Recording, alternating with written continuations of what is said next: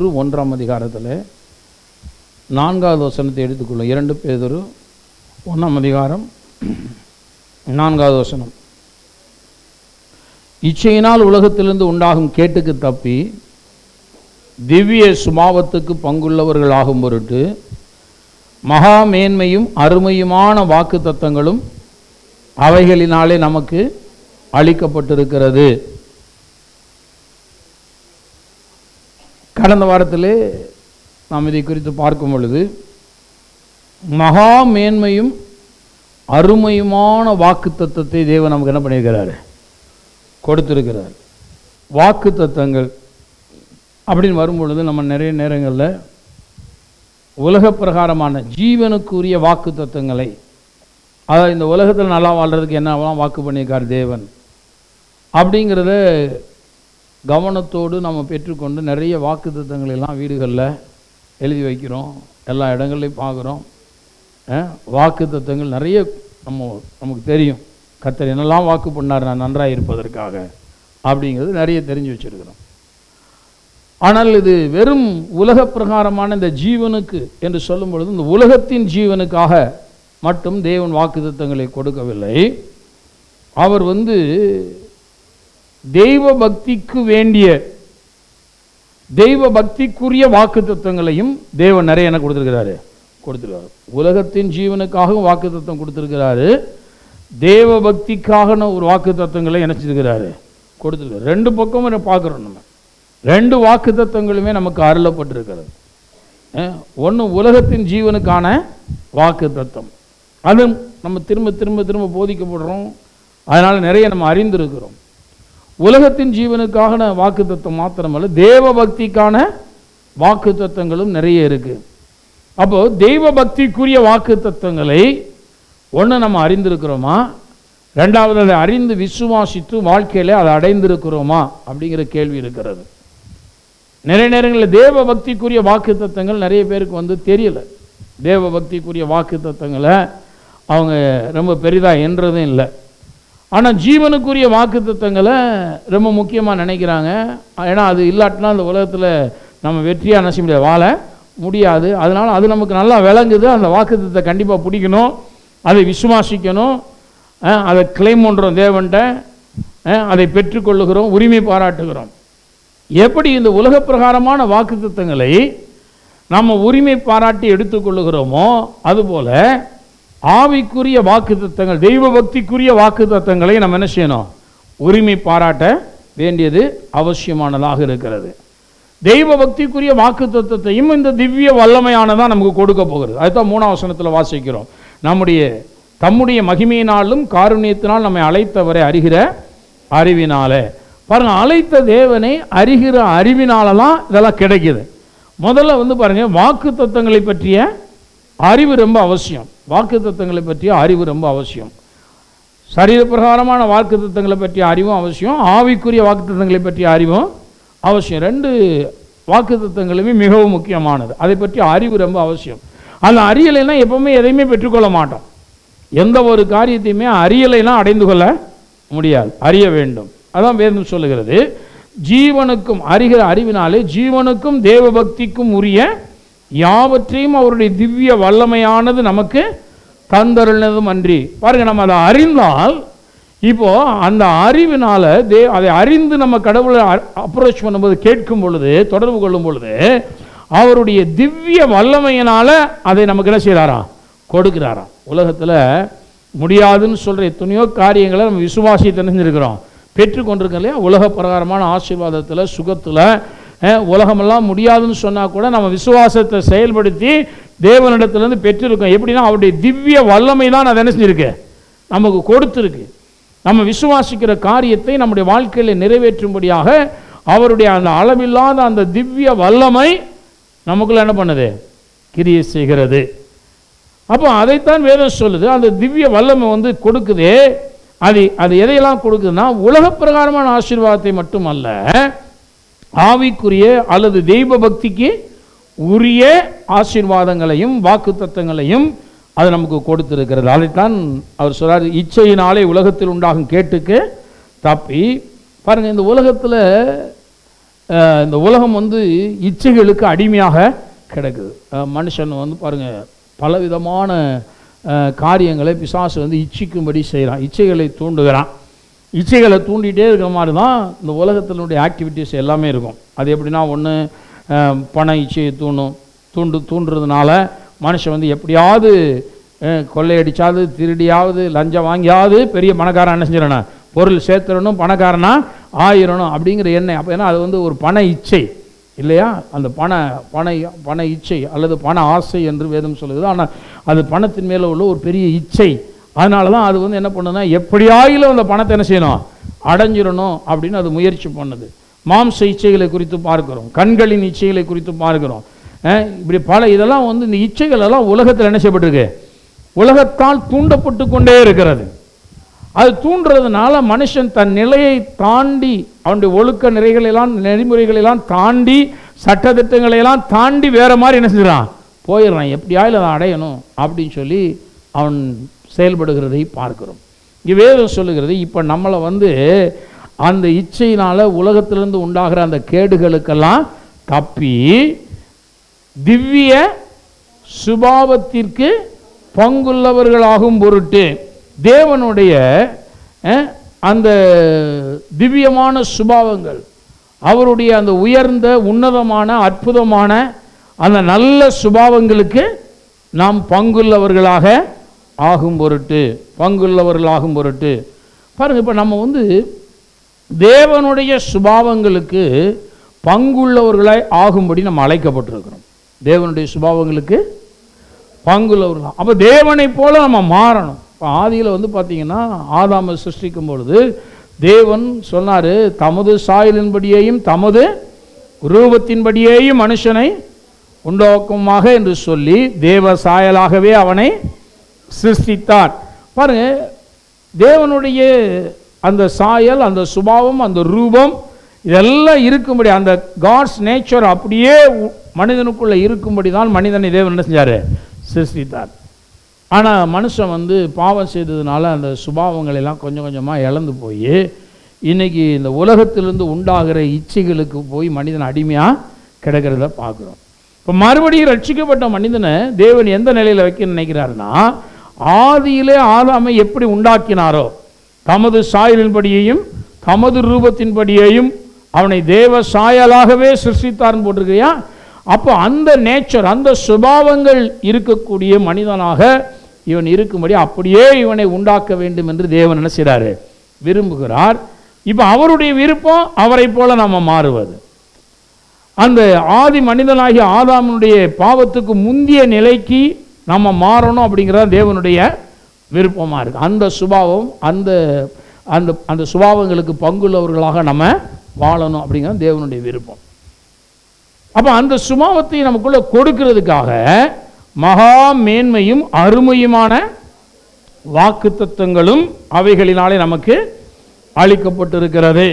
இப்போ இந்த வேதத்தில் பாருங்கள், மகா மேன்மையான அருமையான வாக்குத்தத்தங்கள்லாம் இருக்குது. கடந்த வாரத்தில் ஒரு சிலவற்றை சொன்னேன்.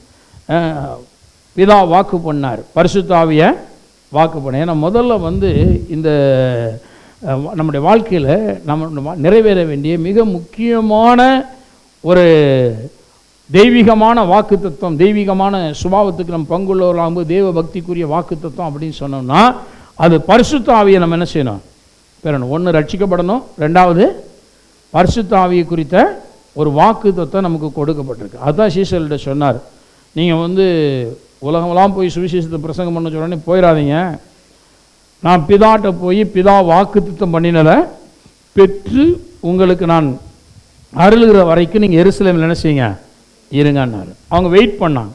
அதே போல் தேவன் இயேசு போய் பிதா வாக்கு தத்துவம் பண்ணினதை என்ன செஞ்சார், வாங்கி அதை சீஷர்களுக்கு கொடுத்தார் என்று பார்க்குறோம். அன்றைக்கு பெந்தகோஸ்து நாள் சீஷர்களுக்கு மட்டுமல்ல, மேலறையில் கூடியிருந்த எல்லாரும் மேலே என்ன செஞ்சிச்சு, பரிசுத்த ஆவியானவர் பொழிந்தருளப்பட்டதை நம்ம பார்க்குறோம். ஆக அந்த வாக்கு தத்துவத்தில் ஒன்று என்னென்னா, பரிசுத்த ஆவியை உங்களுக்கு என்ன செய்வேன், அருளுவேன். இதை யோவேலில் நம்ம வாசிக்கும் பொழுது, மாம்சமான யாவர் மேலும் என்னுடைய ஆவியை ஊற்றுவேன் வாக்கு பண்ணுறார். அந்த நாட்களுக்கு பின்பு நான் மாம்சமான யாவர் மேலும் என் ஆவியை ஊற்றுவேன்னார். அந்த ஆவியை ஊற்றும் பொழுது என்ன நடக்கும் அப்படின்னு சொல்லும்போது தான் சொல்கிறாரு, உங்களுடைய குமாரர்களும் குமாரத்திகளும் தீர்க்க தரிசனம் சொல்லுவார்கள், வாலிபர்கள் தரிசனங்களையும் மூப்பர்கள் சொப்பனங்களை என்ன பண்ணுவாங்க, காண்பார்கள் அப்படிங்கிறார். இப்போ வந்து பாருங்கள், நம்முடைய வாழ்க்கையில் இந்த அபிஷேகம் இதை குறித்த தாகம் இருந்துச்சு அப்படின்னு சொன்னால் எந்த ஒரு வாலிபனும் அவன் திசை கெட்டு போக போகிறதே கிடையாது. அதனால தான் வேதம் சொல்றது, பேதையாக இருந்தாலும் அவன் திசை கெட்டு போவதில்லை. ஏன்னு கேட்டால் இவன் பேதையா அப்படியே இன்னோசென்ட்டாக மனுஷனாக இருந்தால் கூட, ரொம்ப விவேகம் இல்லாத மனுஷனாக இருந்தால் கூட, இவன் தலையின் மேல் இருக்கிற அபிஷேகம் இவன் கெட்டு போகாமல் இவனை சரியான செஞ்சிருமா, நடத்திடுமா. அப்போ அதனால தான் வந்து பாருங்க, முதல்ல வந்து விசுவாசிகளான பொழுது நீங்கள் பரிசுத்தான அபிஷேகத்தை பெற்றீர்களா அப்படின்னு பவுல் கேட்கிறார். ஏன்னு கேட்டால் ஒரு மனுஷனும் கெட்டு போவது தேவனுடைய சித்தம் அல்ல. எல்லா மனுஷனும் ரட்சிக்கப்படணும், எல்லா மனுஷனும் நல்ல ஒரு திசை கெட்டு போகாமல் அவங்க அழிந்து போகாதபடிக்கு நன்றாய் நடத்தப்பட வேண்டும் என்பது தேவனுடைய திட்டமாக இருக்கு. அப்போ அந்த திட்டத்தின்படி தான் தேவனே சொல்லிட்டாரு, மாம்சமான யாவர் மேலே நான் ஆவி என்ன செய்வேன், ஊற்றுவேன், எல்லார் மேலும் நான் அபிஷேகத்தை ஊற்றுவேன்னு சொல்லிட்டார். அப்போ எல்லாருக்கும் நான் அபிஷேகம் வாக்கு பண்ணப்பட்டிருக்கும் போது எல்லாருமே நம்ம அதை பெற்றுக்கொள்ள முடியும். அதில் அவர் வந்து பாருங்க, பிதாட்ட போனார், போயிட்டு பிதாட்டிருந்து அந்த எல்லா வரங்களையும் வாங்கி சீஷர்களுக்கு என்ன செஞ்சார், பொழிந்தருளினார். அவர் வந்து பிதாட்ட போய் அதை வாங்கி ஏசுவா சொல்கிறார், நான் போகிறது உங்களுக்கு பிரயோஜனமாக இருக்குன்னார் இல்லையா. நான் போகலைன்னா பரிசுத்த ஆவியானவரை தேற்றவாள் உங்கள் இடத்துல நினைச்ச மாட்டார், வரமாட்டார்னார். திருப்பி கொள்ளும் பாருங்க, யோவான் சுவிசேஷம் 16ஆம் அதிகாரத்துக்கு வருவோம் பாருங்க. 16 யோவான் 16:7 பாருங்க. நான் உங்களுக்கு உண்மையை சொல்லுகிறேன், நான் போகிறது உங்களுக்கு பிரயோஜனமாக இருக்கும். நான் போகாதிருந்தால் தேற்றவாளன் உங்களிடத்தில் வரார். நான் போவேனே ஆகில் அவரை உங்களிடத்திற்கு அனுப்புவேன். பாருங்க, அவர் சொல்றாரு, நான் போனேன்னா அது உங்களுக்கு பிரயோஜனமான விஷயம் இருக்கும். நான் போகலைன்னா பரிசுத்த ஆவியானவர் என்ன செய்ய மாட்டார், தேற்றவாளன் இங்கே வர மாட்டார். அப்போ நான் போகணும், கண்டிப்பாக நான் போய் தான் அதை அனுப்பணும் அப்படின்னு சொல்லி அவர் வந்து சொல்கிறார். அதுதான் லூக்காவில் 24 சொல்லும் பொழுதும் அவர் சொல்கிறாரு, 49 வசனத்தில், பிதா என் பிதா வாக்குத்தத்தம் பண்ணினதை இதோ நான் உங்களுக்கு அனுப்புகிறேன், நீங்களோ உன்னதத்திலிருந்து வரும் பலனால் தரிப்பிக்கப்படும் வரைக்கும் எருசலேம் நகரத்தில் இருங்கள் என்றார். பாருங்கள், அவர் சொல்கிறார், பிதா என்ன வாக்கு பண்ணாரோ அதை நான் உங்களுக்கு என்ன செய்கிறேன், அனுப்புகிறேன் அப்படிங்கிறார். அப்போ நான் போய் தான் அவர் என்ன செய்யணும், இங்கே அனுப்பணும் அப்படிங்கிறார். அப்புறம் இன்னும் 16 அதிகாரத்தில் சொல்லும் பொழுது அவர் 14ஆம் வசனத்தில், யோவான் 16:14, அவர் என்னுடையதில் எடுத்து உங்களுக்கு அறிவிப்பதினால் என்னை மகிமைப்படுத்துவார். பிதாவினுடையவைகள் யாவும் என்னுடையவைகள், அதனாலே அவர் என்னுடையதில் எடுத்து உங்களுக்கு அறிவிப்பார் என்று. பாருங்கள், இயேசு என்ன பண்ணுறாருன்னா, அவர் எல்லாவற்றையும் செய்து முடித்தவராய் பரமேறி போய் அங்கே எல்லாவற்றையும் பிதாவினிடத்திலிருந்து, அதாவது நமக்கு தேவையான அத்தனை காரியங்களையும் பிதாவினிடத்திலே வாங்கி அவர் நமக்கு அருளுகிறவராக இருக்கிறார். எல்லாம் இயேசுவுக்கு ஒப்பு கொடுக்கப்பட்டிருக்கிறது. அதனால தான் அவர் சொல்கிறார், பிதாவினுடையவைகள் யாவும் டார். அப்படின்னா பிதாட்டு இருக்க எல்லாத்தையும் இயேசு என்ன பண்ணிட்டார், தனக்கு சொந்தமாக்கிட்டார். அவருக்கு மட்டும் இல்லை, நம்முடைய சார்பாக அவைகள் என்ன பண்ணியிருக்கிறாரு, நமக்கு அவருக்கு சொந்தமாக்கி இருக்கிறதை நாம் பார்க்கிறோம். ஆகவே பிதாவினுடையவைகள் எல்லாமே என்னுடையவைகள் அப்படிங்கிறார். பிதாவினுடையவைகள் எல்லாம் என்னுடையவைகள், அது எல்லாத்தையும் வாங்கிட்டார், எல்லாம் அவருக்கு உரியவைகளாக இருக்கிறதை நாம் பார்க்கிறோம். ஆக எல்லாமே, அதனால் அவர் என்ன சொல்கிறார்னா, பரிசுத்த ஆவியார் வந்து என்னுடையதிலிருந்து எடுத்து அப்படிங்கிறார். இன்னும் சொல்லப்போனால் அந்த பரிசுத்த ஆவியினுடைய அபிஷேகமே அது என்னுடையது தான். என்னுடையதிலிருந்து நான் பிதாவினிடத்திலிருந்து பெற்றிருக்கிறேன், அந்த என்னுடைய நாமத்தினால அதை நான் உங்களுக்கு என்ன செய்கிறேன், அருளுகிறேன் அப்படின்னு சொல்கிறத பார்க்கிறோம். ஆகவே இயேசு கிறிஸ்து இப்படி தான் வந்து பாருங்க, எல்லாவற்றையும் நமக்காக பிதாவினிடத்திலிருந்து பெற்றுக்கொண்டு, அந்த பெற்றுக்கொண்டதை அவர் நமக்கு இந்த உலகத்திலே நமக்கு அனுப்பி கொடுக்கிற தேவனாக அவர் இருக்கிறதை நாம் பார்க்கிறோம். எல்லாம் அவருடையவைகள், அவரிடத்திலிருந்து நமக்கு அது கடந்து வருகிறதாக இருக்கிறது. யோவேல்கிட்ட சொன்னார்ல, அந்த அபிஷேகம் எல்லாமே அப்படிதான் பிதாவிட்டிருந்து நமக்கு வருகிறதை பார்க்கிறோம். இப்போ யோவேல் தீர்க்கதரிசன புத்தகத்தில் நம்ம பார்க்குறோம், ஒரு குமாரர்களும் குமாரத்திகள் என்ன பண்ணுவாங்க, தீர்க்க தரிசனம் சொல்லுவாங்க, வாலிபர்கள் தரிசனங்களை காண்பார்கள். இன்றைக்கி நான் அது குறித்து கொஞ்சம் பேச விரும்புகிறேன். பாருங்கள், இன்றைக்கி தரிசனம் இல்லாத இடத்துல ஜனங்கள் என்ன பண்ணுவாங்களாம், சீர்கெட்டு போவார்கள். இன்றைக்கி பாருங்கள், இந்த உலகத்தில் தரிசனம் இல்லாமல் ஓடுகிற ஒரு வாலிப உலகமாக இருக்கிறது. அவங்களுடைய மூமெண்ட்ஸ் பூரா எப்படின்னு கேட்டால், இந்த உலகத்திலிருந்து உண்டான அந்த இச்சையினால் உலகத்திலிருந்து உண்டான காரியங்கள் இதான் இன்றைக்கி பார்த்திங்கன்னா இந்த யூத் வேர்ல்டை டாமினேட் பண்ணிகிட்டே போகுது. வாலிபர்களை மட்டுமல்ல, பெரிய வயோதிபர்கள் பெரியவங்களை கூட இந்த உலகம் அப்படி பாதிச்சிருக்கிறத பார்க்குறோம். குறிப்பாக இவங்க இளமை பருவத்திலிருந்து, பாவம் அறியாத அந்த இளமை பருவத்திலிருந்து ஒரு வாலிப பருவத்தை எட்டும் பொழுது அவங்க இந்த கேடுகளுக்கெல்லாம் தப்பணும்னா இந்த வரங்கள் அவர்களுக்கு மிகவும் அவசியமானது. இந்த சூப்பர் நேச்சர் ஹெல்ப் அவங்களுக்கு ரொம்ப அவசியம். அது இல்லைன்னா இந்த உலகத்தில் உள்ளான கேட்டில் போய் ஈஸியாக அணைஞ்சிடுவாங்க, விழுந்துருவாங்க. ஏன்னா அது இந்த வேடனுடைய கண்ணி அப்படின்னு வேதம் சொல்லுது இல்லையா. இந்த உலகத்தில் இருக்கக்கூடிய இந்த காரியங்கள்லாம் பார்த்திங்கன்னா எப்படின்னா, ஒரு கண்ணி மாதிரி கால் போய் அதில் சிக்கிக்கிறதுங்கிற அறிவே இல்லாமல் தான் போய் நிறைய பேர் நினச்சிட்றாங்க, அதில் போய் சிக்கிக்கிறாங்க. அந்த அந்த கண்ணிகளுக்குள்ளாக போய் அவருடைய கால்கள் மாட்டிக்கிறது. ஆனால் கர்த்தருடைய இந்த வரங்கள் தான் இவர்களை தப்புவிக்கக்கூடிய ஒன்றாக இருக்கிறது. ஆகவே இந்த வாலிப நாட்களில் பாருங்கள், அவங்க இதை விரும்ப வேண்டும், இந்த வரங்கள் எல்லாம் விரும்பணும். ஏன்னா தேவன் அவங்களுக்காக இதை வச்சிருக்கிறார். அவர் சொல்கிறாரு, உன்னுடைய வாலிபர்கள் தீர்க்க தரிசனம், குமாரத்திகளும் தீர்க்க தரிசனம் உரைப்பார்கள். அப்போ என்னன்னா, ஆவிக்குரிய காரியங்களில் ஒரு தாகம் உள்ளவர்களாக அபிஷேகத்தை பெற்று, முதல்ல நம்ம நல்ல அந்நிய பாஷைகளை பேசுகிறது, அபிஷேகத்தை சார்ந்து வாழுகிற வாழ்க்கை அவசியம் ஒன்று. ரெண்டாவதாக அந்த அபிஷேகத்தின் மூலமாக உண்டாகிற தீர்க்க தரிசன வரங்களை ஆப்ரேட் பண்ணுறது. மூன்றாவதாக அவர்கள் பார்த்திங்கன்னா தங்களுடைய வாழ்க்கையை குறித்த தரிசனங்களை பெற்றுக்கொண்டவர்களாக, அவர்கள் அனுதினமும் தேவனாலே நடத்தப்படுகிற ஒரு வாழ்க்கை உடையவர்களாக அவர்கள் மாற வேண்டியது அவசியமானதாக இருக்கிறது. ஏங்க எவ்வளோ பொதுவாக என்ன நினைக்கிறாங்கன்னா, தீர்க்க தரிசனம் உரைக்கணுமா, அவங்க ரொம்ப கொஞ்சம் வயசானவங்களாக இருப்பாங்க, இல்லை கொஞ்சம் நிறைய ஆவிக்குரிய அனுபவம் படைத்தவங்களாக இருக்கணும், பெரியவங்களாக இருக்கணும், அவங்க தான் சொன்னால் ஏற்றுக்கொள்ளலாம். இவன் என்ன சின்ன பையன், என்ன இவன் தீர்க்கதரிசனம் சொன்னால் இது எப்படி ஏற்றுக்கிறது? சில நேரங்களில் பாருங்கள், இந்த உலகம் இப்படி தலைகீழாக சிந்திச்சு தான் இந்த இளைய சமுதாயத்தை நிறைய கெடுத்துருச்சு. ஏன்னா நீலாம் சின்ன பையன், உனக்குலாம் ஒன்றும் தெரியாது போ அப்படின்னு சொல்லி நிறைய நேரங்களில் அவங்களுடைய ஆவிக்குரிய டெவலப்மெண்ட்ஸை பூரா எதுனா சபை தான் தடுத்துருச்சு. நான் அடிக்கடி யோசிக்கிறது உண்டு. இந்த பாருங்கள், இந்த சிறு பிள்ளைகளுக்கெல்லாம் கம்யூனியன் கொடுக்கக்கூடாதுன்னு சொல்லிட்டு அவங்கள சின்ன வயசுலேயே கம்யூனியன் திருவிருந்த விட்டு இணைஞ்சிடறோம். நம்ம சபையில் இப்போ பண்ணுறதில்ல.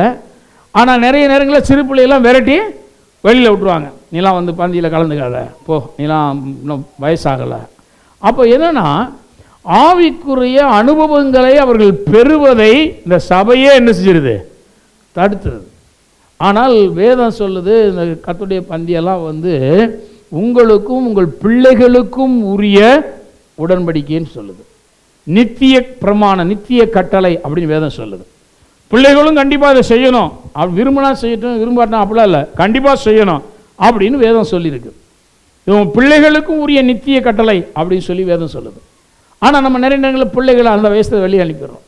அப்புறம் வாலிபனானோடனே வாடா கர்த்தருடைய பந்திக்கெல்லாம் வாடானா, பொறுங்க மெல்ல எடுத்துக்கலாம். இப்போயுமே கர்த்தருடைய பந்தியில் நான் பங்கடைஞ்சு, அப்புறம் பைபிளில் வேற போட்டிருக்கு, இது நான் அநேகர் வியாதியாக இருக்கிறாங்க, அநேகர் நித்திரையும் ஏன்னா நல்லா இருக்க பிடிக்கலான்னு கேட்பாஞ்சிடாரு. இவ்வளோ நாள் நான் நல்லா இருக்கணும்னு சொல்லித்தான் நான் கம்பெனி எடுக்க விடாமனு சொன்னேன். சின்ன வயசில் ஏன் எடுக்க வேணான்னு சொல்கிறீங்க? அந்த பிள்ளை தெரியாமல் பாவம் பண்ணிப்பான். இவங்கெல்லாம் பாவமே பண்ணாத மாதிரியும் அந்த குழந்தை என்ன செஞ்சுருக்குமா, தெரியாமல் பாவம் பண்ணியிருக்குமா, அவனுக்கு பாவம் அறிக்கை பண்ண தெரியாதான், ஒப்புரவாக தெரியாதான், நிதானித்து பார்க்க தெரியாதான்.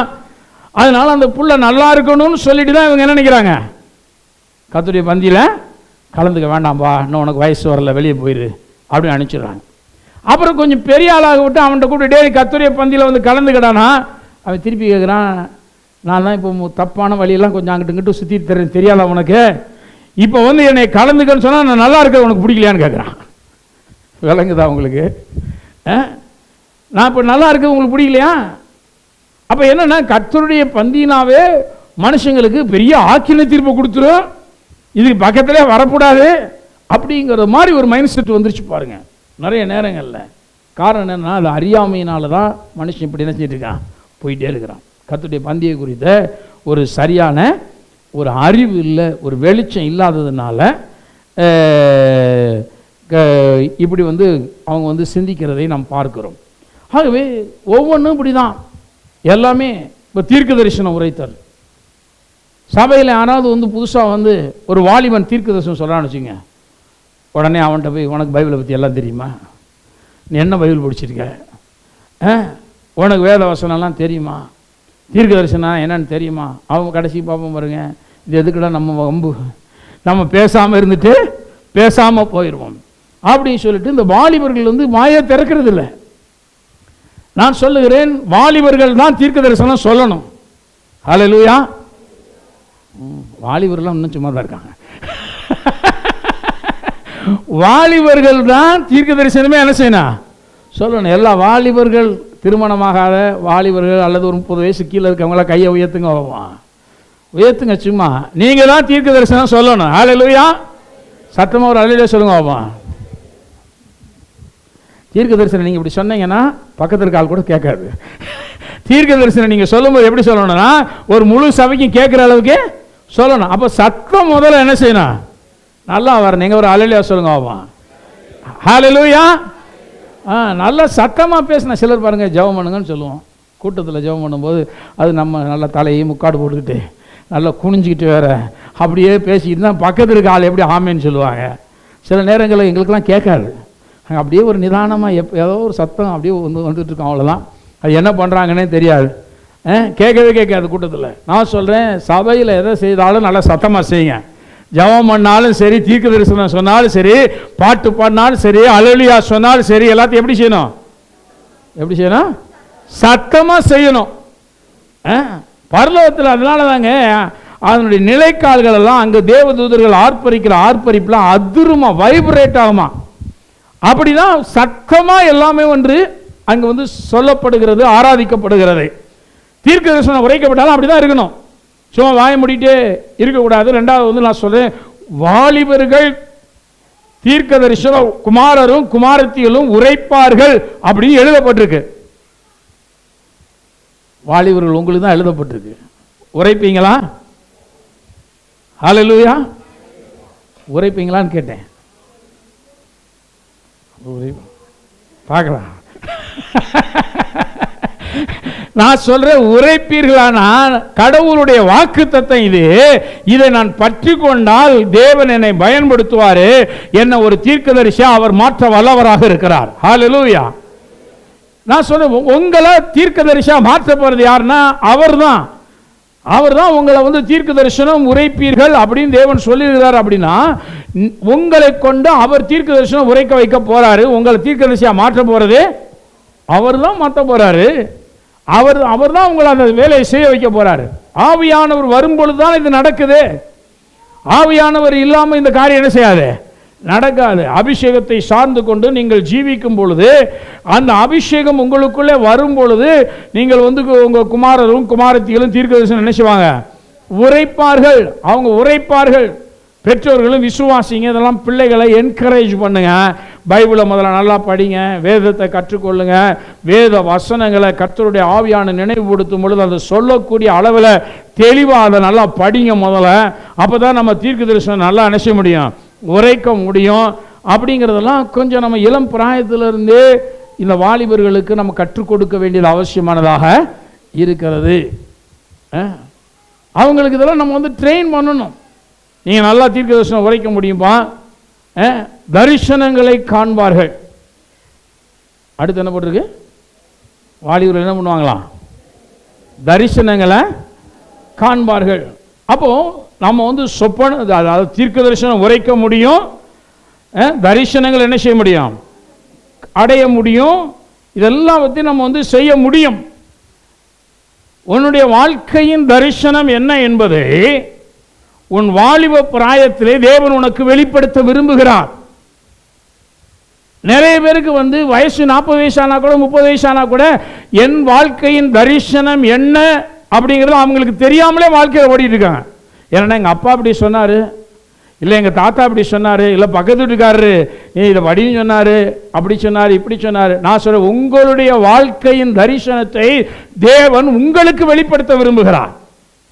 அப்போ நீங்கள் தேவனோடு தொடர்பு கொண்டீங்கன்னா தேவன் உங்களுடைய எதிர்காலத்தை குறித்த தரிசனங்களை உங்களுக்கு என்ன செய்வார்? வெளிப்படுத்துவார். திட்டங்கள் என்ன, உன்னை குறித்த ப்ளூ பிரிண்ட் என் கையில் என்ன இருக்கு, நீ என்னவாக முடியும், அந்த தரிசனத்தை தேவன் ஒவ்வொரு யூத்துக்கும் அவர் கொடுக்க விரும்புகிறார். அப்போ என்ன செய்யறதுன்னு தெரியாமலே வாழ்க்கை ஓடி இருக்க கூடாது. இன்னது செய்ய வேண்டும் என்ற தரிசனத்தை உடையவர்களாக ஒவ்வொரு வாலிப தம்பி தங்கைகளும் நீங்கள் இருக்க முடியும். தேவன் உங்களை வழி நடத்த வல்லவராக இருக்கிறார். ஹல்லேலூயா. அப்ப கடவுள்கிட்ட நம்ம நெருங்கி சேரும் பொழுது நாம் நம்முடைய வாழ்க்கை குறித்த திடநம்பிக்கை உடையவர்களாகவும் இருக்க முடியும். நம்முடைய வாழ்க்கையை தாண்டி மற்றவர்களுக்கு நாம் பிரயோஜனம் உள்ளவர்களாகவும் வாழ முடியும். மற்றவர்களுக்கு இந்த யூத் லைஃப் பார்த்தீங்கன்னா ரொம்ப அருமையான ஒரு வாழ்க்கை.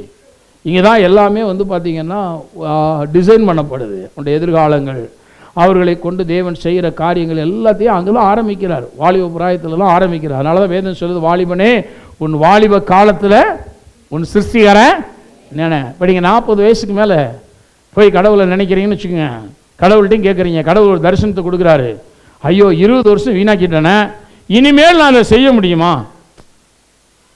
இப்போ 20 வயசில் நான் அந்த தரிசனத்தை அடைஞ்சேன்னா என்னுடைய லைஃப்பில் நான் என்ட்ராகும் பொழுதே என்னுடைய வாழ்க்கை பயணம் அதுக்கு நேரம் என்ன செஞ்சிருது?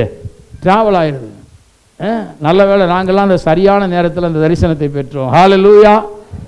ரட்சிக்கப்பட்டோம். ஆரம்ப காலத்திலே தேவன் திட்டமாய் வாழ்க்கையை குறித்த தரிசனங்களை தெளிவாய் வெளிப்படுத்திட்டாரு. என்ன செய்ய போறோம், ஃபியூச்சர் என்னவா இருக்க போகுது, நீ என்னவாக இருக்க போகிற தேவனுடைய கரத்தில் முடிஞ்சு போச்சு. அப்போ அதுக்கு நேரம் என் வாழ்க்கையை நான் டிசைன் பண்ண ஆரம்பித்தேன். அவ்வளோதான். அதற்கு நேராக ஓட ஆரம்பித்தேன். அது இன்னைக்கு ஒரு நல்ல பயணமாக இருக்குது, ஒரு சக்ஸஸ்ஃபுல்லான ஒரு வாழ்க்கையாக இருக்கிறதை நான் பார்க்கிறேன். அப்போது ஒவ்வொரு மனுஷனும் அப்படி தான் இருக்கணும். வாலிப வயதிலேயே அவனுடைய எதிர்காலத்தை குறித்த தரிசனங்கள், திட்டங்கள் அவனுக்கு என்ன செய்யணும்? தெளிவுபடுத்தப்பட்டுவிட வேண்டும். தெளிவான தரிசனத்தோடு தெளிவான நோக்கத்தோடு அவன் பயணத்தை துவங்க வேண்டும்.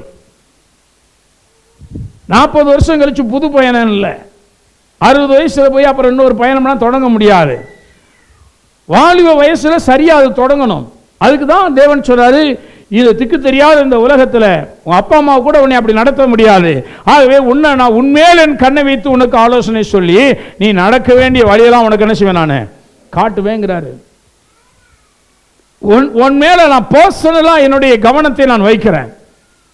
நீ என்கிட்ட வா, இந்த அபிஷேகத்தை பெற்றுக்கொள். அப்போ பர்சனலா உன்னை நான் வழி நடத்த முடியும். இப்போ எனக்கு என்னுடைய வாழ்க்கையை குறித்த ஸ்கெட்சை போட்டிய கர்த்தர் என் கையில் கொடுத்தாருனா எனக்கு ஒரு பெரிய நம்பிக்கை இருக்கு. அது ஒரு பெரிய டாஸ்காக இருக்கலாம், அல்லது என்னுடைய திராணிக்கு மிஞ்சின சில காரியங்களாக இருக்கலாம். ஆனால் இப்போ நான் இந்த பாதையில் பயணிக்க போகிறேன். கர்த்தர் கண்டிப்பாக என்னை கொண்டு ஒரு நாள் அந்த இலக்கை அடையும்படி நினைச்சிருவார், செய்திருவார். அவ்வளோதான். பயணத்தை துவங்கணும் விசுவாசத்தோடு. அந்த பயணத்தை சரியான ட்ராக்கில் நம்ம துவங்கிட்டோம்னா நம்முடைய முடிவு மிக அற்புதமானதாக அது இருக்கும். அது சந்தேகமே கிடையாது. மிக அற்புதமான ஒரு முடிவை நீங்கள் பார்க்க முடியும். ஆகவே கடைசி நாட்களில் குமாரரும் குமாரத்திகளும் என்ன சொல்லுவாங்க? தீர்க்க தரிசனம் சொல்லுவார்கள். வாலிபர்கள் வாசிக்கலாம் பாருங்க. அப்போஸ்தலர் நடவடிக்கைகள் 21ஆம் அதிகாரம் 21ஆம் அதிகாரத்தில் 8ஆம் வசனம் பாருங்க. மறுநாளிலே பவுலை சேர்ந்தவர்களாகிய நாங்கள் புறப்பட்டு செசரியா பட்டணத்துக்கு வந்து 7 பேரில் ஒருவனாகிய பிலிப்பு என்னும் சுவிசேஷகனுடைய வீட்டிலே பிரவேசித்து. 7 பேரில் ஒருவன் அப்படின்னு சொன்னால் இதில் யாராவது அப்போஸ்தலர் நடவடிக்கைகளில் ஆரம்பத்தில் சபையில் பந்தி விசாரணை செய்யணும்னு சொல்லிட்டு ஒரு கூட்டத்தை ஆரம்பித்தாங்க பார்த்தீங்களா? அந்த 7 பேரில் ஒருவன் பந்தி விசாரணை செய்கிறதுக்காக ஒரு 7 பேரை சபையில் தெரிந்தெடுத்து பந்தியெல்லாம் ஒழுங்காக கவனிச்சிக்கங்கன்னு அவங்கள்ட்ட ஒப்பு கொடுத்தாங்க இல்லையா? 6ஆம் அதிகாரத்தில் வாசிக்கிறோம். அந்த அந்த 7 பேரில் 5ஆம் வசனம் சொல்லுது பாருங்கள். அப்போஸ்தலர் 6:5. இந்த யோசனை சபையார் எல்லாருக்கும் பிரியமாயிருந்தது. அப்பொழுது விசுவாசமும் பரிசுத்த ஆவியும் நிறைந்தவனாகிய ஸ்தேவானையும் பிலிப்பையும் பிரகோரையும் நிக்கானோரையும் தீமோனையும் பர்மெனேவையும் யூத மார்க்கத்தமைந்தவனாகிய அந்தியோகிய பட்டணத்தாகிய நிக்கோலோவையும் தெரிந்து கொண்டு, இவங்களெல்லாம் வந்து பந்தி விசாரணை செய்வதற்காக சபை என்ன செஞ்சிச்சு? தெரிந்து எடுத்து கொடுத்துச்சு. என்ன அப்படின்னா, இவங்க அபிஷேகம் பண்ணப்பட்டவங்க, இவங்க விசுவாசத்தில் நிறைந்தவங்க, பரிசுத்தாவி நிறைந்தவங்க, ஞானத்தால் நிறைந்தவங்க. நான் சொல்கிறேன், இந்த சமையல் வேலை இருக்க, அதுவும் பந்தி விசாரணை பண்ணுறதுக்கெலாம் நிறைய அபிஷேகம் வேணும். அபிஷேகத்தில் நீங்கள் கொஞ்சம் குறைஞ்சிங்கன்னா அங்கே பிரச்சனை வந்துடும். இல்லைங்க, சோறாக்கி போடுறதுக்கும் அபிஷேகத்துக்கு என்ன சம்மந்தம் இருக்குது? பந்தி விசாரணை பண்ணுறதுக்கும் அபிஷேகத்துக்கு என்ன சம்மந்தம் இருக்குது அப்படின்னு கேட்டால் நிறையவே சம்மந்தம் இருக்குது. சோறாக்கி போடுறதுக்கு திறமையாக சோறு போடுறவனை தெரிந்து வைங்கன்னு சொல்லலை. வேதம் சொல்லுகிறது, பரிசுத்தாவியும் ஞானமும் நிறைந்து நற்சாட்சி பெற்றிருக்கிற 7 பேர். எதுக்கு? சோறு போடுறதுக்கு, பந்தி விசாரணை செய்கிறதுக்கு. அவங்க பரிசுத்தாவியில் நிறைஞ்சிருக்கணுமா, 2வது ஞானம் நிறைஞ்சிருக்கணுமா, 3வது சாட்சி உள்ளவங்களாக இருக்கணும். சோறு போடும்போதே வஞ்சகம் பண்ணிடக்கூடாது. ஒருத்தனுக்கு வேறு மாதிரி, இன்னொருத்தனுக்கு வேறு மாதிரி, அப்படிலாம் இருக்கக்கூடாது. அப்போது ஒரு சபையில் இதெல்லாம் நடக்குது அப்படின்னா இதை செய்கிறவர்கள் அபிஷேகத்தினால் நிறைந்தவர்களாக இருக்கணும். நீங்கள் சமைக்க வர்றதுக்கு முன்னாடி காலையில் இருந்துச்சு 1/2 மணி நேரம் ஜெபம் பண்ணிட்டு இங்கே வரணும். சமைக்க வர்றதே பெருசு, இதில் 1/2 மணி நேரம் ஜெபம். நான் சொல்றேன், அப்படி செஞ்சு பாருங்க, அங்குதான் தேவனுடைய வல்லமையை நீங்கள் பார்க்க முடியும், தேவனுடைய ஞானத்தை பார்க்க முடியும், தேவனுடைய கிருபை வரங்களை நீங்கள் பார்க்க முடியும். ஏன்னா பந்தி விசாரணை தானே, யாராவது நல்ல அடிமாடு மாதிரி இருக்க ஆளை நல்ல லோடுகளை தூக்குற ஆளை மாதிரி போடுற அப்படின்னு போடலை. அபிஷேகம் நிறைந்தவர்கள், ஞானத்தால் நிறைந்தவர்கள், நற்சாட்சி பெற்றவர்கள் 7 பேரை நியமிங்க அப்படிங்கிறாங்க. அது எந்த ஒரு வேலையை செய்யணுனாலும் நமக்கு இது ரொம்ப அவசியமானது. அது இல்லைன்னா அங்கே பேலன்ஸ் தடுமாறிடும், அப்புறம் அங்கே பிரச்சனை தான் வரும். அபிஷேகம் இல்லைன்னா அங்கே நிறைய குளறுபடிகள் வரும். அபிஷேகத்தினால் நிறைந்தவர்களாக நம்ம மாறணும். இப்போ அப்படியே வருவோம் பாருங்கள். அப்படி 21ஆம் அதிகாரத்துக்கு வந்துடுவோம். இந்த 7 பேரில் ஒருவனாகிய பிலிப்பு, இப்போ அந்த பிலிப்புக்கு என்ன பண்ணுறாங்கன்னா, அவர் அங்கே பந்தி விசாரணை செய்கிறதுல அவருடைய ஊழியத்தை ஆரம்பிக்கிறாரு. சபை ஊழியத்தில் இணைந்து அவர் அப்படி செஞ்சுட்டு வராரு. அவர் கல்யாணம் ஆகுது, குழந்தைங்க பிறகுறாங்க. அந்த 7 பேரில் ஒருவனாகிய பிலிப்பு என்னும் சுவிசேஷகனுடைய வீட்டிலே பிரவேசித்து அவனிடத்திலே தங்கினோம். எல்லாம் பவுல்லாம் போய் வந்து என்ன பண்ணுறாங்கன்னா, அவங்க அங்கே போய் அவங்க வீட்டில், இந்த சுவிசேஷனுடைய வீட்டில் போய் தங்குறாங்க. இப்போ தீர்க்க தரிசனம் சொல்லுகிற வாசிங்க, கன்னியாஸ்திரிகளாகிய 4 குமாரத்திகள் அவனுக்கு இருந்தார்கள். பாருங்க, கன்னிகையாக இருந்த 4 குமாரத்திகள் இருந்தாங்க. அவங்களுடைய ஒர்க் என்னது? தீர்க்க தரிசனம் சொல்லுது. பாருங்க, பிலிப்புடைய குமாரத்திகள். இப்போ அவன் எப்படி குடும்பம் வளர்த்துருக்கான் பார்த்தீங்களா?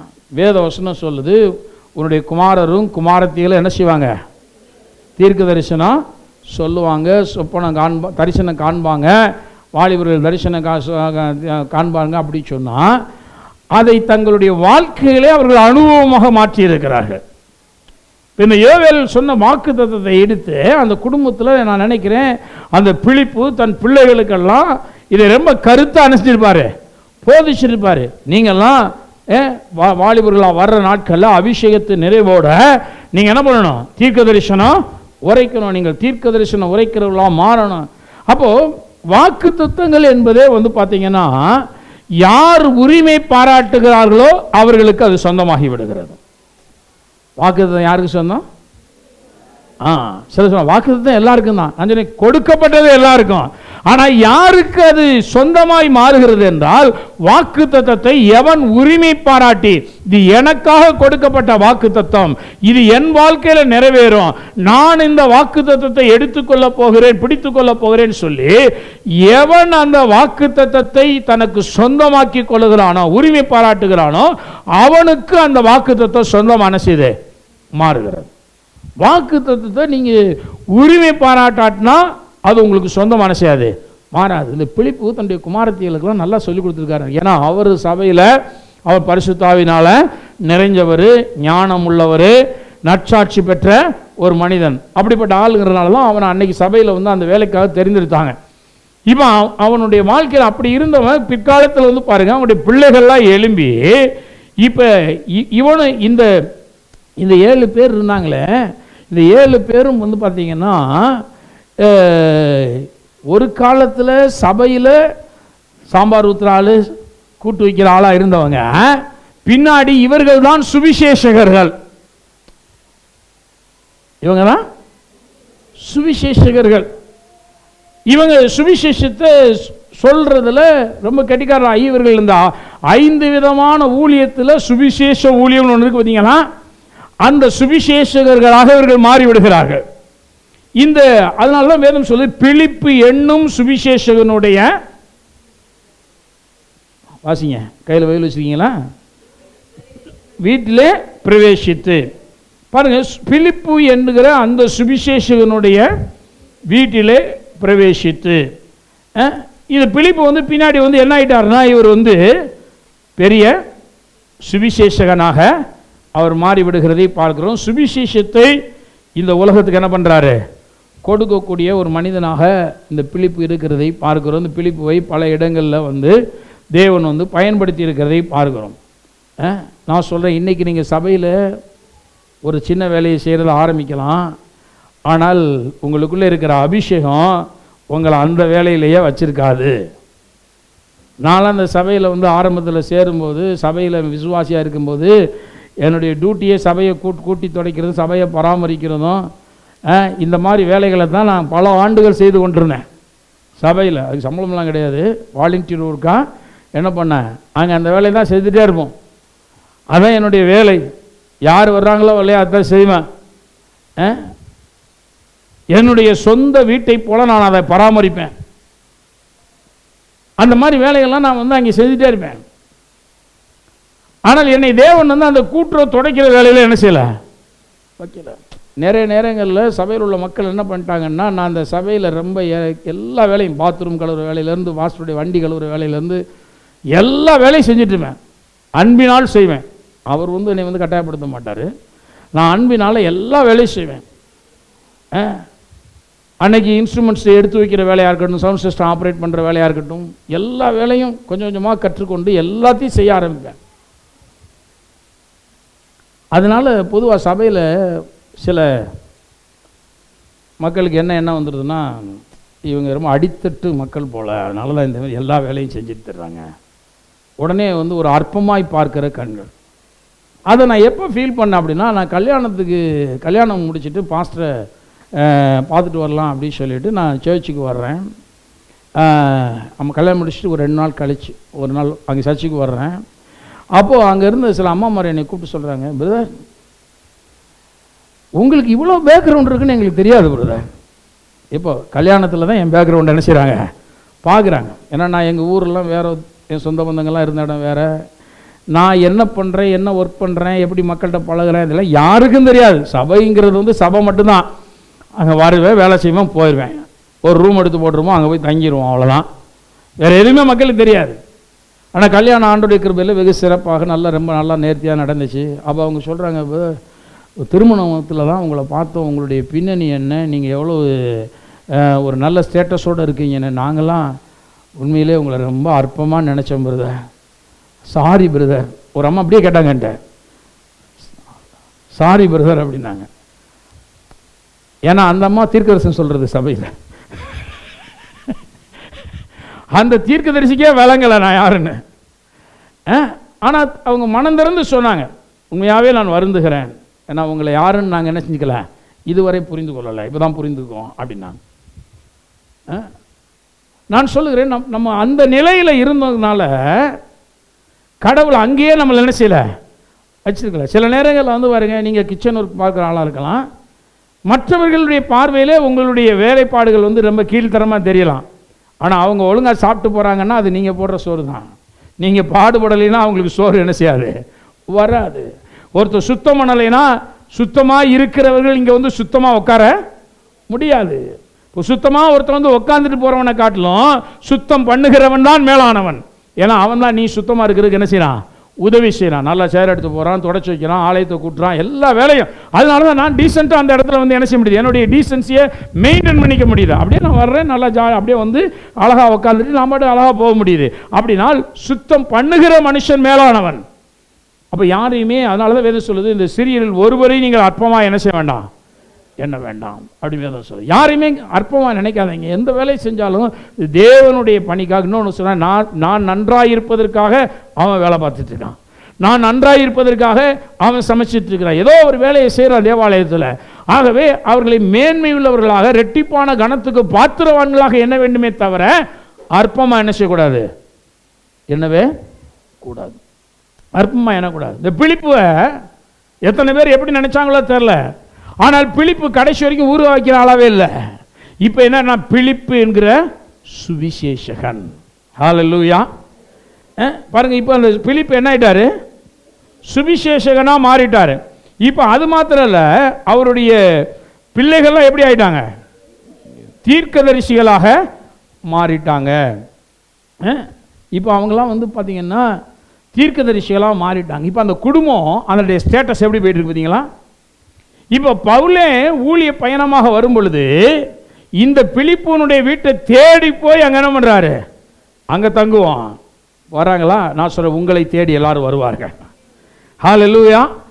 ஏனென்றால் தேவனுடைய பார்வையிலே பணிவிடைக்காரன் மேலானவனாக இருக்கிறான்.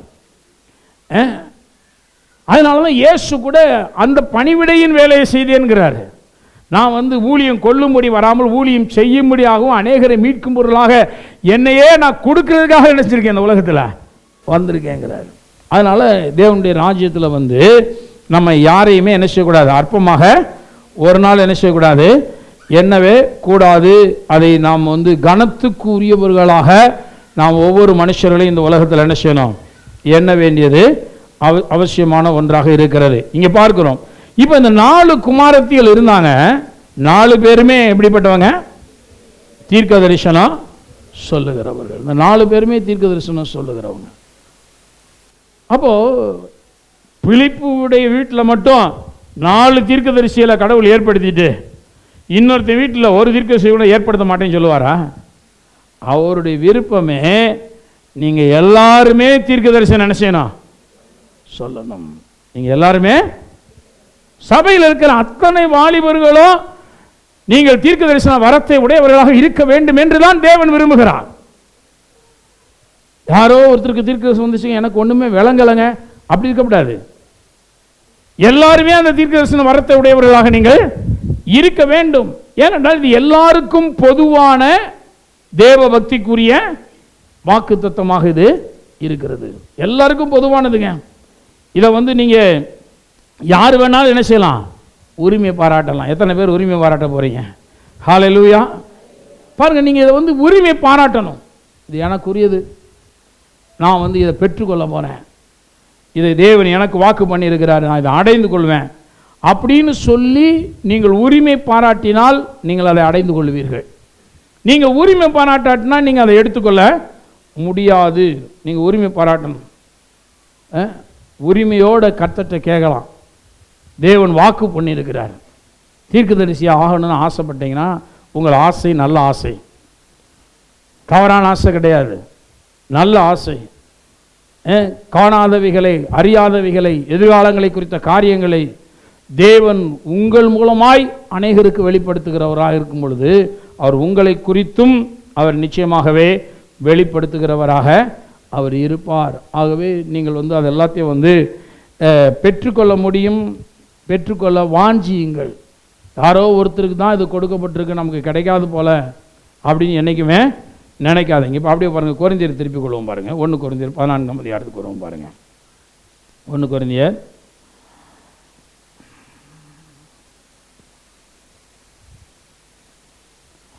இங்கே வந்து தீர்க்க தரிசனம் சொல்கிறத குறித்து சொல்லும் பொழுது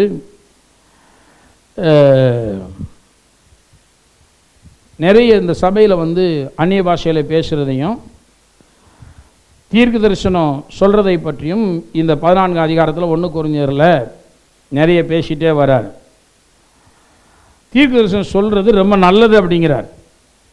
24 வசனம் பாருங்கள், 14:24. எல்லாரும் தீர்க்க தரிசனம் சொல்லுகையில் அவிசுவாசி ஒருவன் அல்லது கல்லாதவன் ஒருவன் உள்ளே பிரவேசித்தால் அவன் எல்லாராலும் உணர்த்துவிக்கப்பட்டு எல்லாராலும் நிதானிக்கப்பட்டும் இருப்பான்.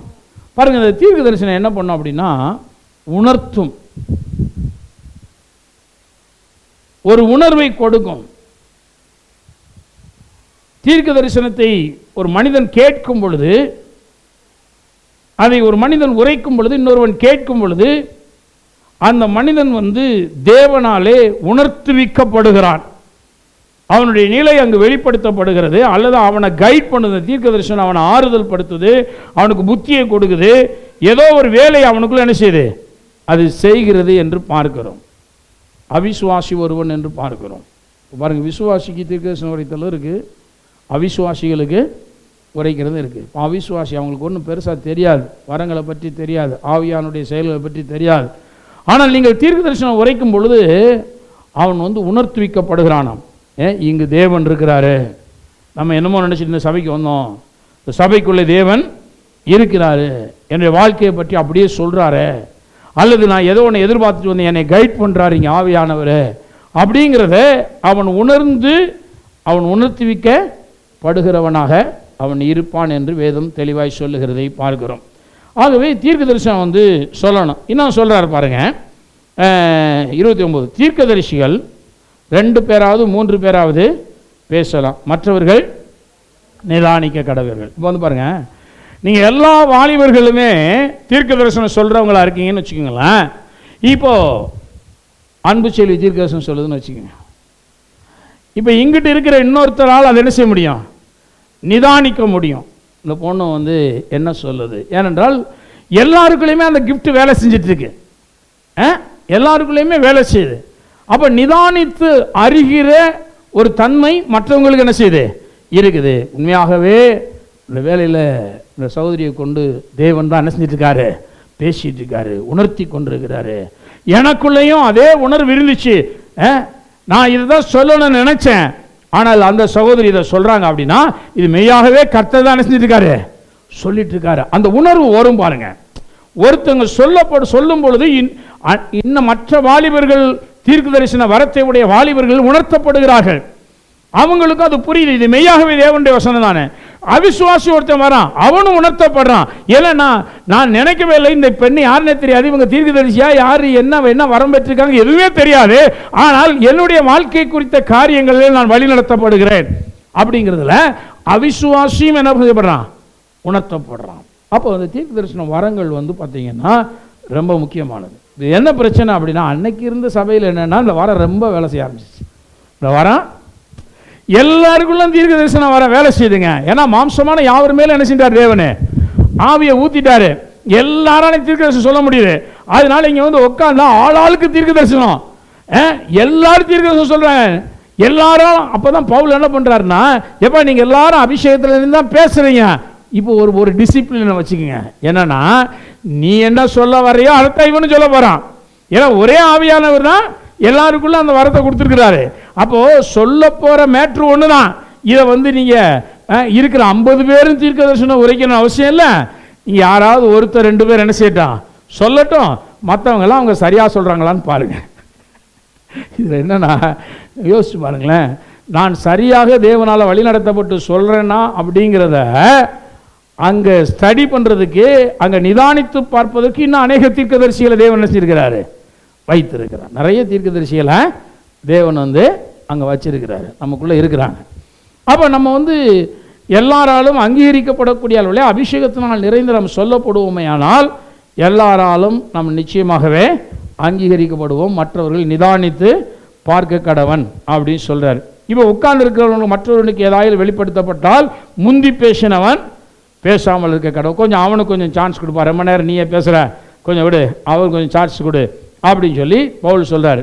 இப்போ பாருங்கள் 34 சொல்ல, எல்லாரும் வாசிங்க, கற்கிறதற்கும் எல்லாரும் தேறுகிறதற்கும். பாருங்க, இந்த தீர்க்க தரிசனம் வந்து ஒரு காரியத்தை நமக்கு போதிக்கிறது, கற்றுக்கொள்ளுகிறோம். தீர்க்க தரிசனம் சொல்லும் பொழுது முதல்ல தீர்க்க தரிசனம் சொல்றது கற்றுக்கொள்றதுங்கிறது வேற.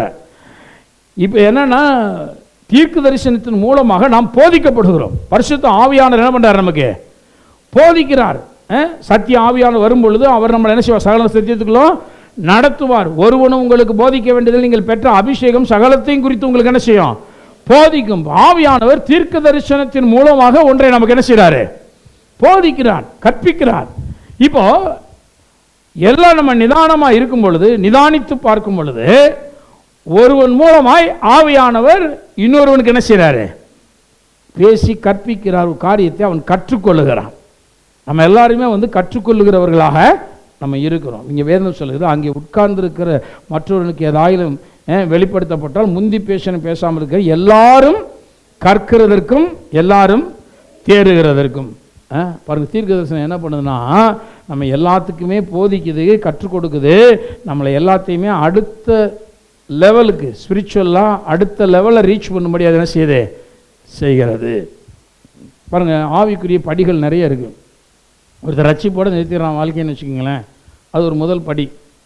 ஒரு அபிஷேகம் வச்சுருக்கிறான், அந்நிய பாஷையை பேசுகிறான், அது இன்னொரு படி. ஒருத்தன் தீர்க்க தரிசனம் உரைக்கிறான், அது இன்னொரு படி. ஒருத்தன் ஆவிகளை பகுத்தறியக்கூடிய லெவலுக்கு வர்றான், அது இன்னொரு படி. இப்படி ஒவ்வொரு படியான மனுஷரும் மேலே போய்கிட்டே இருக்கிறோம். ஆவிக்குரிய அனுபவங்களுக்குள்ளாக தேவ பக்திக்குரிய வாழ்க்கையில் வளர்ந்து கொண்டே போகிறோம். இப்போ கீழேயே இருந்தானா கீழே இருந்துகிட்டே இருக்கலாம். ஒரு தரமட்ட கிறிஸ்தவ வாழ்க்கை, அவ்வளோதான். ஒன்றும் பெருசாக எதுவும் தெரியாது. ஆனால் நான் கற்றுக்கொள்ளும் பொழுது படிப்படியாக என்ன செய்கிறேன்? மேலே போகிறேன். இந்த சபைங்கிற இடத்து எப்போவுமே வந்து பார்த்திங்கன்னா ஒரு கற்றுக்கொள்ளுகிற ஒரு இடம். பாருங்கள், இங்கே வரும்போது நம்ம வந்து வெறும் சாமி கும்பிட்றதுக்கு மட்டும் வர்றதில்லை. சாமி கும்பிட வந்தால் பைபிள் தேவையில்லை. நம்ம எல்லோரும் கையில் ஒரு பைபிளையும் கொண்டு வரோம், முடிஞ்சால் ஒரு டைரியும் எடுத்துகிட்டு வரோம், ஒரு பேனாவை எடுத்துகிட்டு வரோம். நம்மளாம் எப்படி வரோம்? பள்ளிக்கூடத்துக்கு போகிறது மாதிரியே வரோம் இல்லையா? ஸ்கூலுக்கு போகிறது மாதிரியே வர்றோம். பேனா பென்சிலோட ஒரு டைரியம் எடுத்துகிட்டு போதிக்கும் பொழுது ஆவியானவர் எனக்கு என்ன சொல்கிறாரோ அதை நினச்ச போகிறேன், குறிப்பு எடுத்துக்க போகிறேன், அதை நான் திரும்ப பார்க்க போகிறேன். வீட்டில் உட்காந்து ஹோம்ஒர்க் பண்ண போகிறேன். ஹோம்ஒர்க்லாம் பண்ணணும். இங்கே குறிப்பு எடுக்கணும், அங்கே போய் என்ன செய்யணும்? ஹோம்ஒர்க் பண்ணணும். ஒரு நாள் ஒரு வீட்டுக்கு போன ஒரு வயசானம்மா, அந்த அம்மா பெரிய நோட்டு போட்டு கட்டுற நோட்டில் எழுதுன்னு அது சொல்லு, ஒவ்வொரு வார பிரசங்கத்தையும் பாருங்கள் பாஸ் நான் எப்படி எழுதி வச்சுருக்கிறேன் அப்படிங்கிறது. அப்படின்னா என்ன அர்த்தம்னா, இங்கே குறிப்பு எடுத்துகிட்டு போய் அங்கே உட்காந்து என்ன செய்யுது? ஹோம்ஒர்க் பண்ணுது. உட்காந்து வீட்டில் அது விரிவாக எழுதி அது சொல்லுது. இப்போ எனக்கு ரொம்ப வயசாகிடுச்சு, நடக்க முடியல, ஒரு சில வாரங்கள் என்னால் நடக்க முடியாதனால பஸ்ஸை பிடிச்சி கோயிலுக்கு வர முடியல. ஆனால் நான் என்ன செய்வேன்னா, உட்காந்து அந்த டைமுக்கு இந்த எடுத்துகிட்டு இதை உட்காந்து என்ன செய்வேன்? ஒவ்வொரு செய்தியாக நீங்கள் என்ன பேசுனீங்கிறத நான் தியானிக்க ஆரம்பிப்பேன் அப்படி சொல்லுது. நான் சொல்கிறேன், இதெல்லாம் நல்ல பழக்கம். வேத வசனம் அப்படி தான் சொல்லுது. நம்ம கற்றுக்கொள்வதற்கும் தேறுகிறதற்கும் கற்றுக்கொண்டு ப்ரொமோட் ஆகி போயிட்டே இருக்கணும். ஒரே நிலையிலே என்ன செய்யக்கூடாது? பள்ளிக்கூடத்துக்கு போகிறேன்னு சொல்லிட்டு பால்வாடியிலே உட்காந்துட்டு இருக்கக்கூடாது. 10 வருஷமாக நான் பால்வாடியிலே உட்காந்துருக்கேன்னா ரொம்ப நிலமா பரிதாபம். பவுல் அதான் சொல்கிறாரு, காலத்தை பார்த்தால் போதகர்களாக இருக்க வேண்டிய உங்களுக்கு வந்து நான் என்ன பண்ணியிருக்கேன்? பால்வாடியில் இருக்கிற பிள்ளை மாதிரி இப்போ பால் பாட்டில் உங்கள் வாயில் வச்சு விட்டுருக்கேங்கிறாரு. நிறைய பேர் வந்து பார்த்தீங்கன்னா எப்படின்னா, இந்த பால்வாடி அனுபவம் தான் கேட்டால் நான் பள்ளிக்கூடத்துக்கு போகிறேன், ஆளை பார்த்தா வளர்ந்துட்டான். ஆனால் எந்த கிளாஸ்லடா உட்காந்துருக்கேன்னு கேட்டால் எங்கே உட்காந்துருக்கான்? பாலர்வாடியில் உட்காந்துட்டு அந்த குழந்தைங்களோட கிறிஸ்தவ குழந்தைகள் நிறைய பேர் நீங்கள் அப்படி தான் இருக்காங்க வாழ்க்கையில். நான் சொல்கிறேன், கிறிஸ்தவ வாழ்க்கையில் இந்த தீர்க்க தரிசனம் உரைக்கப்படுவதன் மூலமாக நாம் கற்றுக்கொள்ளுகிறோம். நாம் வந்து இந்த உலகத்தில் தேர்ச்சி அடைகிறோம். கற்கிறதற்கும் தேறுகிறதற்கும் நீங்கள் அனைவரும் ஒவ்வொருவராக என்ன செய்யணுமா? தீர்க்க தரிசனம் சொல்லலாம். தீர்க்க தரிசனம் சொல்கிறதுல அவ்வளோ போட்டி. அப்போ அபிஷேகம் அங்கே நல்லா வேலை செஞ்சுருக்கு. நல்லா வேலை செஞ்சதுனால தான் எல்லாரும் தீர்க்க தரிசனம் சொல்ல முயற்சி பண்ணியிருக்கிறாங்க. அப்புறம் ஒரு ஒழுங்கை ஏற்படுத்துகிறாங்க. சரி, இன்றைக்கி நீ சொல்லு, இல்லை நீங்கள் 2 பேர் இன்றைக்கி சொல்லுங்கள், அடுத்த வாரம் நீங்கள் கொஞ்சம் பொறுமையாக அடுத்தவங்க 2 பேர் என்ன செய்யட்டும், சொல்லட்டும், எல்லாரும் கற்றுக்கொள்ளட்டும், எல்லாரும் தேர்ச்சி அடையட்டுமே. அவங்க சொல்ல சொல்ல தேர்ச்சி அடைகிறார்கள்.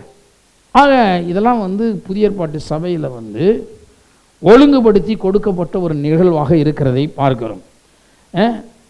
அப்புறம் இன்னும் சொல்ல, தீர்க்கதரிசிகளுடைய ஆவிகள் தீர்க்கதரிசிகளுக்கு அடங்கி இருக்கிறதே. தீர்க்க தரிசனம்லாம் வந்து பாருங்கள், நான் கடவுளே சொன்னாலும் சொல்ல மாட்டேன்னு வாயை மூடிக்கிட்டே என்னால் இருக்க முடியும்.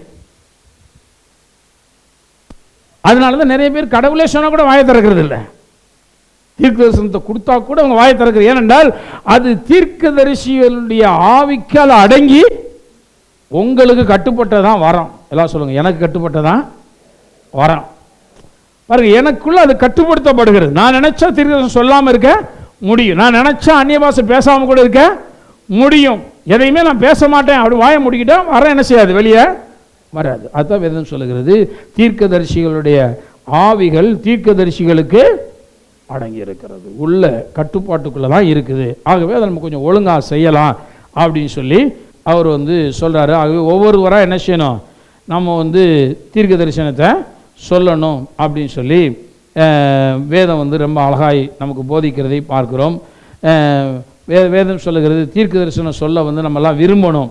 39 வசனம் பாருங்க, இப்படி இருக்க சகோதரரே, தீர்க்க தரிசனம் சொல்ல நாடுங்கள், அந்நிய பாஷைகளை பேசுகிறதற்கு தடை பண்ணாதிருங்கள், சகலமும் நல்லொழுக்கமாயும் கிரமமாயும் செய்யப்பட கடவுது. அப்போ தீர்க்க தரிசனங்களை வந்து நம்ம எல்லாரும் சொல்லணும், ப்ராக்டிஸ் பண்ணணும், விரும்பணும், வாயை திறக்கணும் வாழ்க்கையில். இதெல்லாம் யார் வாழ்க்கையில் பார்க்கணுன்னா வாலிபர்களுடைய வாழ்க்கையில் பார்க்கணும். ஒரு சபையில் ஒரு ஜெப குறிப்பு சொல்லி ஜெபம் பண்ண சொன்னாவே யாராவது பாட்டிமார் ஜெபம் பண்ண மாட்டாங்களான்னு சொல்லிட்டு தான் வாலிபர்கள்லாம் உட்காந்துருக்காங்க. நான் சொல்கிறேன், வாலிபர்கள் தான் இந்த வேலையெல்லாம் செய்ய ஆரம்பிக்கணும்.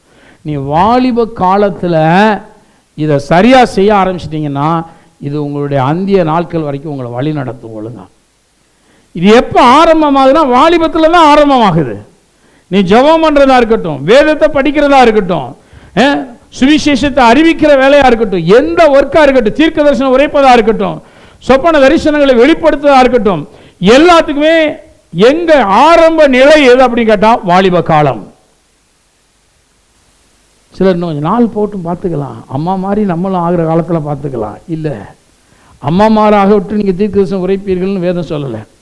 வாலிபர்களாக இருக்கும் பொழுதுதான் அதை செய்வீர்கள் என்று வேதம் சொல்லுகிறது. ஆகவே இந்த வாலிப நாட்களில் இந்த வரங்களை விரும்புங்க, வாலிப நாட்களில் இதை செய்யணும்னு வாஞ்சிங்க. ஏனென்றால் தேவன் வந்து உங்களுக்கு இதை ஸ்பெசிஃபிக்காக வாக்கு பண்ணியிருக்கிறார். நீங்கள் தீர்க்க தரிசனம் உரைப்பீங்க, நீங்கள் தரிசனங்களை பாருங்க, உங்கள் வாழ்க்கையின் தரிசனத்தை நீங்கள் இந்த வயசில் அடையலைன்னு வச்சுக்கோங்களேன். அப்புறம் எப்போ யோசேப்பு வந்து பாருங்க, சரியான காலகட்டத்தில் தரிசனத்தை பெற்றான். சரியான காலகட்டத்தில் அந்த தரிசனத்தை தேவனிடத்திலிருந்து யோசேப்பு பெற்றுக்கொள்ளுகிறார். அவங்க அண்ணன்மாருக்கு அந்த தரிசனமே இல்லை. அண்ணன்மார்கள் யாருக்குமே அந்த தரிசனம் இல்லை. அதனால அவங்களுக்கு அந்த தரிசனத்தை குறித்த வாஞ்சை இல்லாதனால தேவன் அவர்களுக்கு அதை பற்றி எந்த வெளிப்பாட்டை என்ன செய்யல, கொடுக்கல. நான் சொல்றேன், தரிசனத்தை குறித்த வாஞ்சை இருந்தால் தேவன் உங்களுக்கு அதை என்ன செய்வார், வெளிப்படுத்தும். இப்போ யோசேப்புக்கு அந்த வாஞ்சை இருந்ததுனால அவன் வந்து அந்த சொப்பனத்தை பார்க்குறான். பார்த்துட்டு அப்பா அம்மாட்ட போய் சொல்கிறான், அண்ணன் தம்பிகிட்ட சொல்கிறான். அவங்கெல்லாம் பாருங்கள், சொப்பனத்தை வியாக்கியானம் பண்ணுறதுல கட்டிக்காரனாக இருந்தாங்க. ஏன்னா எங்கள் மேல் நீ துரைத்தனம் பண்ணுவாயோ, எங்களெல்லாம் ஆளுவாயோ, எங்கள் அரிக்கட்டுலாம் உம்மா சுற்றி வணங்கி நிற்கும், ஓ அரிக்கட்டு மட்டும் நிமிர்ந்துருக்குமா, இப்போ பாரு எப்படி நிமிருதுன்னு பார்க்குறேன்னு சொல்லி குளிக்க எழுதி போட்டாங்க.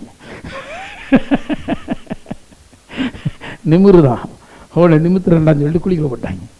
ஆனாலும் வந்து பாருங்க, குளிக்கல விழுந்த பற்றிலாம் கவலையே படலைங்க. அவனுக்கு என்னன்னா, கடவுள் எனக்கு ஒரு தரிசனத்தை கொடுத்துட்டாரு, இந்த தரிசனம் சரியான காலகட்டத்தில் எனக்கு வெளிப்படுத்தப்பட்டிருக்கிறது, இந்த தரிசனத்தின் படி என்னுடைய வாழ்க்கையில் நடக்கும் அப்படிங்கிறதுல யோசேப்பு வந்து ரொம்ப ரொம்ப ரொம்ப ரொம்ப உறுதியாக இருக்கிறார், ரொம்ப ஸ்ட்ராங்காக இருக்கிறார். அதனால தான் அவர் வந்து இந்த இவங்க சூழ்நிலைகள் காலங்கள் எப்படி போனாலும் என்ன மாற்றங்கள் வந்தாலும் அவன் அதை பற்றியெல்லாம் கவலையே படாமல் அந்த தரிசனத்தை தன்னுடைய வாழ்க்கையில் நிறைவேற்றுவதற்காக அந்த நாளை எதிர்பார்த்து வந்து பாருங்க, அவன் வந்து அப்படியே வாஞ்சையாக இருக்கிறான். வேதம் சொல்லுகிறது, அந்த தரிசனம் வந்து அவன் ஜெயிலில் கிடக்கும் பொழுது, இரும்பு கம்பிகளுக்கு ஊடாக அவனுடைய ஆத்மா இருக்கும் பொழுது இந்த தரிசனம் அவனை புடமிட்டது என்று பார்க்கிறோம். ஏன்னா ஏர்லி லைஃப்ல ஒரு விஷயம் பார்த்துட்டான். தான் மேன்மேடைய போகிறேன் என்பதை குறித்த ஒரு தரிசனம் அவனுக்கு வந்துருச்சு. ஆனா கால சூழ்நிலைகள் பார்த்தீங்கன்னா எல்லாம் தாறுமாறா போயிட்டு இருக்கு. ஆனா இப்ப அவனுடைய ஒரே ஒரு காரியம் என்னன்னா, நான் கண்ட தரிசனம் என் வாழ்க்கையில் என்ன செய்யும்? நிறைவேறணும். கண்ட தரிசனம் நிறைவேற வேண்டும். அவன் ஜெயிலுக்குள்ள கிடக்கும்போது கூட யோசிக்கிறான், என்ன ஆண்டவரே, நான் பார்த்த தரிசனம் வேறு, ஆனா நான் இருக்கிற இடம் வேறு. ஆனா அவனுடைய 24 மணி நேரம் அந்த தரிசனம் அவனை அப்படியே புடமிட்டுக்கிட்டே இருக்கு. அந்த தரிசனம் அவனுக்குள்ள ஓடிக்கொண்டே இருக்கிறது. முடிவில் ஒரு நாள் வந்து பாருங்க, சூழ்நிலைகளை எல்லாம் இந்த தரிசனம் வென்று எடுத்தது. அவன் கடைசியாக ராஜாவுடைய சமூகத்தில் போய் எகிப்தினுடைய பிரதானியாக அவன் வந்து அமர்கிறதை பார்க்கிறோம். நான் சொல்றேன், இந்த வாலிப வயதில் நீங்கள் இதெல்லாம் வாஞ்சிக்கணும். எதிர்காலத்தை குறித்த தரிசனங்கள், திருமண வாழ்க்கையை குறித்த தரிசனங்கள், வேலையை குறித்த தரிசனங்கள், எல்லாவற்றுக்கு மேலாக நீங்க எந்த இடத்துல இருக்கீங்களோ அந்த சபையை குறித்த தரிசனங்கள், எல்லாவற்றையும் தேவன் உங்களுக்கு கொடுக்க வல்லவராக இருக்கிறார். அந்த தரிசனத்தை உடையவர்களாக நீங்கள் மாறுங்கள். தீர்க்க தரிசனத்தை உரைங்க. ஸ்பிரிச்சுவலா இதுக்குள்ள நீங்க கடந்து வர முயற்சி செய்யுங்கள்.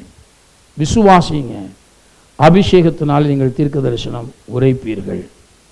ஏனென்றால் மகா மேன்மையும் அருமையுமான வாக்குத்தத்தம்.